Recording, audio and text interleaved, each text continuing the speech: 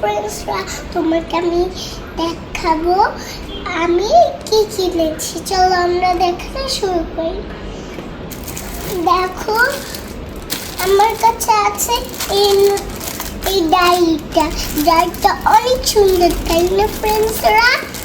দেখো এটার ভিতরে কিন্তু পেন্সিলও আছে। তোমরা খুললে অনেক সুন্দর দেখা যাবে। তোমাদের দেখো কত সুন্দর, এখানে উপরে হর্স দেওয়া।